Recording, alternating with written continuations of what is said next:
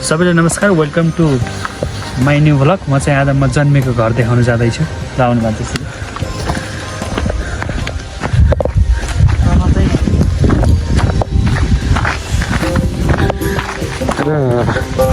पहिला हजुर जन्मिँदा यस्तो बाटोसाटो त थिएन नि त। यहाँ यस्तो के अरे खोलो थियो, अहिले चाहिँ यस्तो कुलो बनाएर व्यवस्थित भइरह नि त।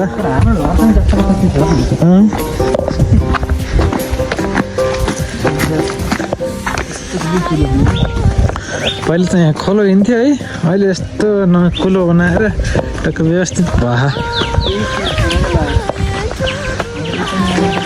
यो चाहिँ केसको बुट्टा रे मामा, तर यो काटे पछाडि नि यत्रो ठुलो भयो होइन। हामीले जस्तो छोडेको घर त्यस्तै छ। म चाहिँ 16-17 वर्षमा यहीँ बसेँ। यहाँ चाहिँ हाम्रो बाको दुःख पसिनाहरू चाहिँ मिसिएको छ यो घरमा। हामी चाहिँ यो बेचेर अनि चाहिँ हामी तराईतिर निस्केको हो।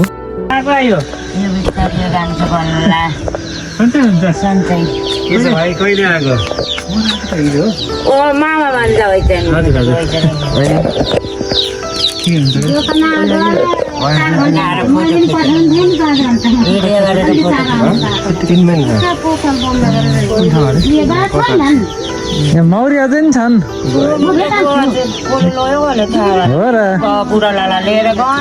मौरी त लान्dan कसैले भित्रबाट त आफै गएका हुन्थ्यो। पहिला एकचोटि गएको थियो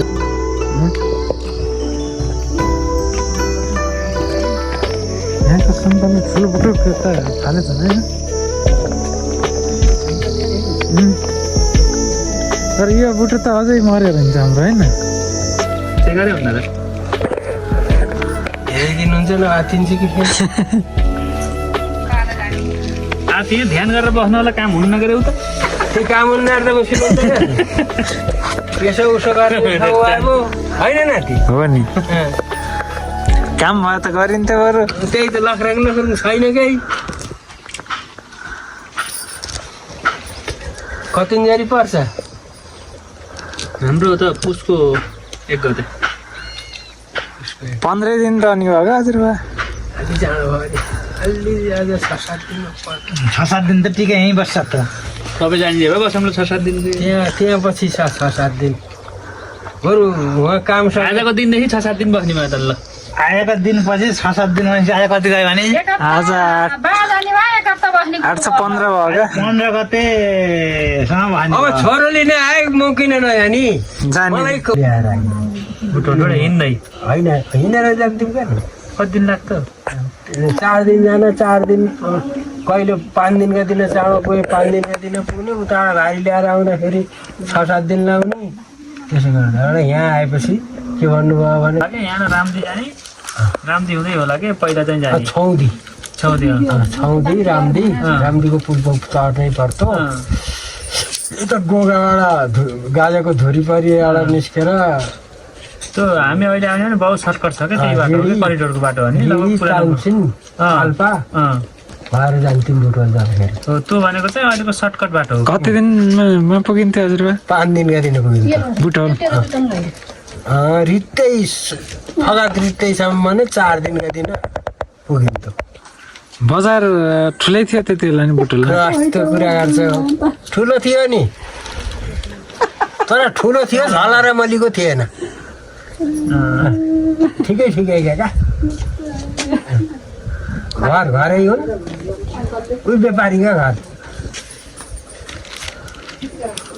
एउटा मोरका 6वटा रोटी पाइन्थ्यो एक मोरका एउटा मोर निकाल्न नि त धाउन त र बाटा साधु खाँदै गयो उहाँ गएर पहिल्यै रोटी खाएर अगाएर बल्ल घुमिन्छ। त्यो बेला लगभग 10-20 हजार हुने मान्छे त कुरै छ कति हुन्छ त अहिले त करोड पनि बढियो। कहाँ 10-20 हजार भनेको त अहिले अरब जस्तो हो नि। नारायणमा आउँदाखेरि पहिला घर किन्दाखेरि 75,000 रुपियाँ बेचे, 1,000 मा किन्यो।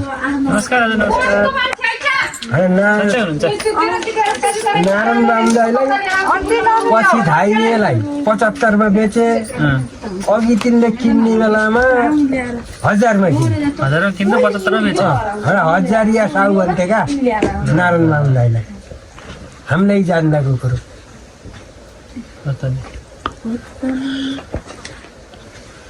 अङ्कललाई नमस्ते नि गरेन है मैले। को थाहा छैन। अस्ति आएर एकदिन चिन्जान गरेको नि मसित होइन र हजुर। यो चाहिँ मुलठानाको मेन मुटु भन्ने हो नि दाइ, मुलठाना बजार।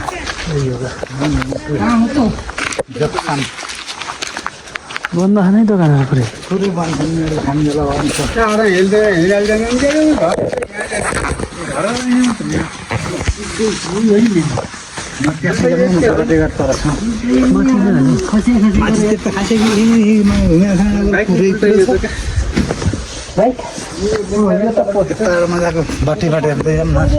त्यस्तो जाने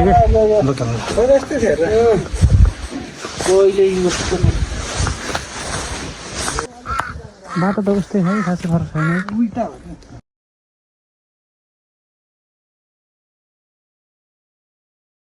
भ्याउ त बहुत हुन्थ्यो नि होइन दाइ।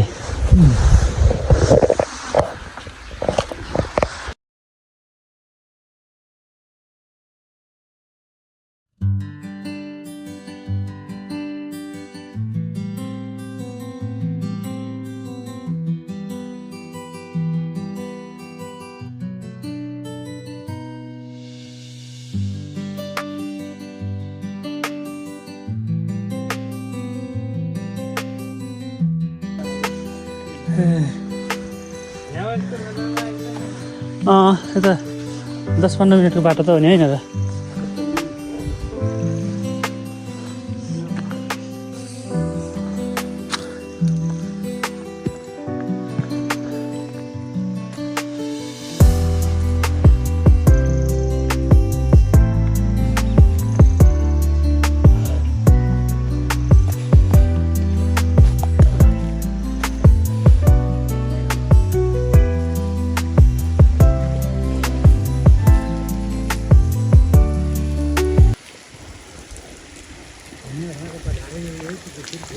भुले छैन दाइ, यो त हामी अनि मेन धारो गरेर यता किन भुल्लाम र नि।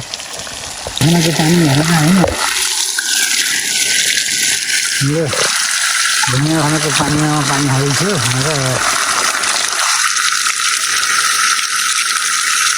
कति चिसो छ? अन्त बडा मिठो छ। चिसो पनि फ्रिजमा राखेको छ।